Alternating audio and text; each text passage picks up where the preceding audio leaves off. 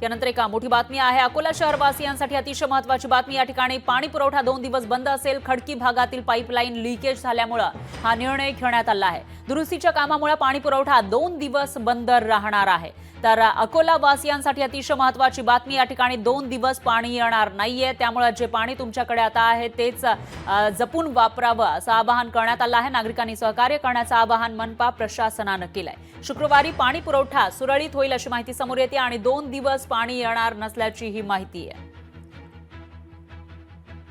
याचाच अर्थ बुधवार गुरुवार हे 2 दिवस पाणी येणार नाही आणि शुक्रवारी पाणी पुरवठा सुरळीत होईल असं सांगण्यात आलेलं आहे। तर दुरुस्तीच्या कामासाठी इथला पाणी पुरवठा हा बंद असेल अशी ही माहिती समोर येते। त्यामुळे अकोला शहरवासियांना पुढचे 2 दिवस पाणी टंचाईचा सामना करावा लागू शकतो। खडकी भागातील पाईपलाईन मध्ये लीकेज झाला आहे, त्यामुळे याच्या दुरुस्तीसाठी पुढचे 2 दिवस इथं पाणी येणार नाहीये।